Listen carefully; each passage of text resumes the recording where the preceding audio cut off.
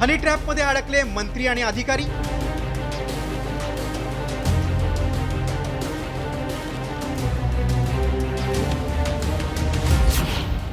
हनी ट्रॅपचा mastermind कोण?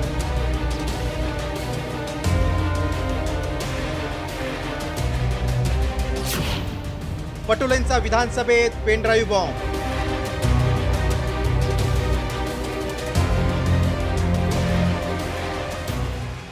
हनी ट्रॅपमुळे राजकारणात आणि प्रशासनात खळबळ उडाली असतानाच नाना पटोलेंनी विधानसभेत पेनड्राईव्ह बॉम्ब टाकलाय. या हनी ट्रॅपचं केंद्र नाशिक आणि ठाणे असल्याचा दावा पटोलेंनी केलाय. तर या प्रकरणाची गंभीर दखल घेतल्याचं उपमुख्यमंत्री एकनाथ शिंदेंनी स्पष्ट केलंय.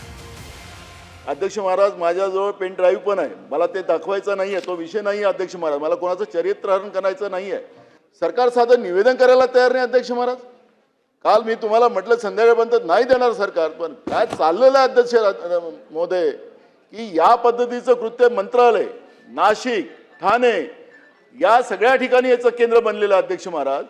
आणि सरकारने याला तुम्ही आदेश द्या अध्यक्ष महाराज. तुमचा अपमान कोणी करत असेल अध्यक्ष महाराज सरकारच्या वतीने तर आम्ही सहन करणार नाही अध्यक्ष महाराज. पण अध्यक्ष महाराज जे काही चाललेलं आहे ते फार गंभीर चाललेलं आहे अध्यक्ष महाराज. अध्यक्ष महोदय, ते सगळ्यांची नाव आहेत. अध्यक्ष महोदय, आपण या बाबी गांभीर्याने घेतलेल्या आहेत आणि आपल्या निर्देशाप्रमाणे शासनाने देखील नोंद घेतलेली आहे.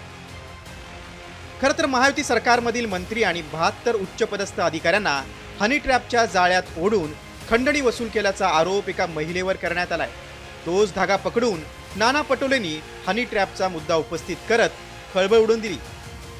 एक हनी ट्रॅप आपल्या या राज्यामध्ये आहे. त्याच्यामध्ये राज्यातले वरिष्ठ अधिकारी, IAS अधिकारी आणि काही मंत्री त्याच्यामध्ये समाविष्ट आहेत. अशा पद्धतीची एक चर्चा मोठ्या प्रमाणात या ठिकाणी चाललेली आहे अध्यक्ष महाराज.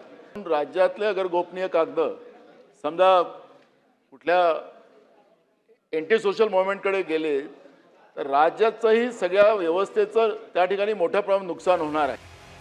हनी ट्रॅप प्रकरणाचा मास्टरमाइंड नाशिकमधील एका मोठ्या पक्षाचा पदाधिकारी असल्याचा दावा एका पक्षीय नेत्यानं अनौपचारिक गप्पांमध्ये केला आणि हनी ट्रॅप प्रकरणाचा भांडाफोड झाला.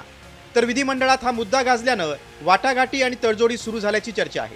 त्यामुळे आता हनी ट्रॅप लावून गुप्त माहितीची देवाणघेवाण झालीये की वाटाघाटी पायी पैशांच्या तडजोडी याचाही तपास करून हे रॅकेट उद्ध्वस्त करायला हवं.